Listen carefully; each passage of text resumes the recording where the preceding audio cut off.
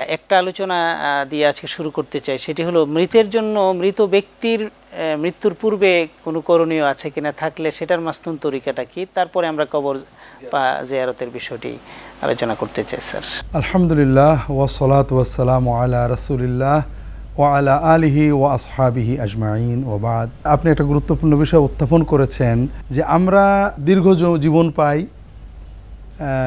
হয়তো টাকা পয়সা অনেক কামাই করি এবং জমাতে থাকি, আমরা আশা করি আমাদের মৃত্যুর পরে ছেলেরা কিছু করবে, কিন্তু আমরা আগে থেকে কিছু করে যাইনি।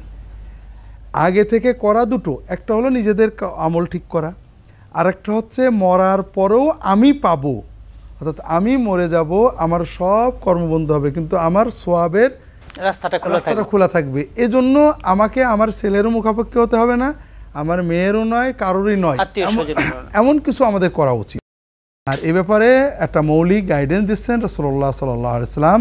তিনি বলেছেন, ইদা মাত ইবনু আদামা ইনকাতা আনহু আমালুহু ইল্লা মিন সালাস, মিন সাদাকাতিন জারিয়াহ ওয়া ইলমিন ইনতাফাউ বিহি ওয়া ওয়ালাদিন সালিহিন ইয়াদউ লাহু।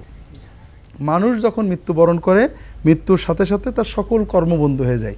যত কর্ম করতো, তাহাজ্জুদ পড়তো, নেকামল করতো, অনেক কিছু করতো, সব বন্ধ হয়ে গেল। তার জীবনে, তার আমলনামায় আর একটা নেকিও বাড়বে না, ইল্লা মিন সালাস, তবে তিনটে দরজা খোলা থাকবে। এই তিনটে পথে তার আমলনামায় তিনি যদি 1 কোটি নেকি নিয়ে যান আর এই তিনটে দরজা খুলে দেন, হয়তো কিয়ামতের আগে আরও কোটি কোটি নেকি তার জমা হয়ে যাবে। সেই তিনটে দরজা কি? সাদাকাতিন জারিয়া। যদি কোনো ব্যক্তি এমন দান করেন যে দানটা কন্টিনিউয়াস, অর্থাৎ তিনি মসজিদ করেছেন, রাস্তা বানিয়েছেন, গাছ লাগিয়ে গিয়েছেন, টিউবওয়েল পুঁতে দিয়ে গিয়েছেন, নিজে জীবদ্দশায় এমন কর্ম করেছেন, একটা হাসপাতাল বানিয়ে দিয়েছেন, যে কোনো কর্ম যেটার কল্যাণ মানুষেরা পেতে থাকে। একটা ডায়াবেটিক হাসপাতাল বানিয়েছেন, একটা চিকিৎসা কেন্দ্র, একটা ব্লাড ব্যাংক বানিয়েছেন, একটা মসজিদ, মাদ্রাসা, এতিমখানা বানিয়েছেন, মানব কল্যাণে যে কোনো কর্ম তিনি করেছেন। এই কর্মটা যতদিন থাকবে, মানুষ ওই ব্রিজের উপর দিয়ে হাঁটবে, ওই মাদ্রাসায় পড়বে, ওই মসজিদে পড়বে, ওই টিউবওয়েলের পানি খাবে, ওই হাসপাতালে শিক্ষা নেবে, ততদিন উনি কবরে থেকে ওনার সবটা কিন্তু বাড়তেই থাকবে। দ্বিতীয় হলো ইলমুন ইউনতাফাউ বিহি, যদি কেউ কোনো জ্ঞান রেখে যান, যে জ্ঞান মানুষের কাজে লাগে, তিনি সওয়াব পাবেন।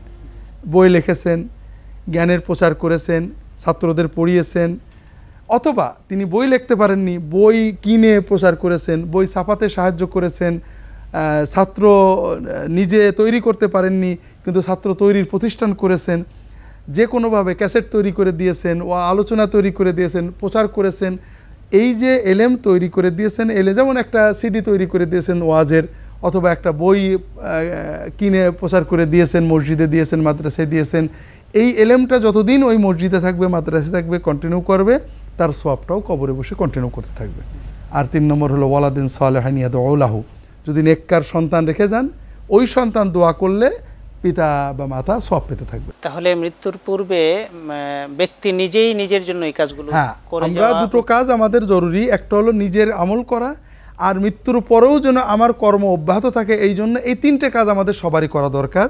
যে আমরা জীবদ্দশায় ছেলে মেয়ে আমার জন্য খানা করবে বা মসজিদ বানাবে, এটা চিন্তা না করে আমি আমার জীবদ্দশায় আমার যতটুকু আছে এর ভিতরে সাধ্যমতো সাদাকায়ে জারিয়া করি, এবং কিছু এলেমের শরিক হই, ইসলামী জ্ঞান, মানুষের কল্যাণমূলক জ্ঞান আমরা প্রচারে অংশগ্রহণ করি, বই লিখে হোক আর বই ছাপিয়ে দিয়ে হোক, বা ইসলামী অনুষ্ঠান পরিচালনা করে হোক, আর সন্তানদেরকে অন্তত দোয়া করা শিখিয়ে দিই, নেক সন্তান দিয়ে।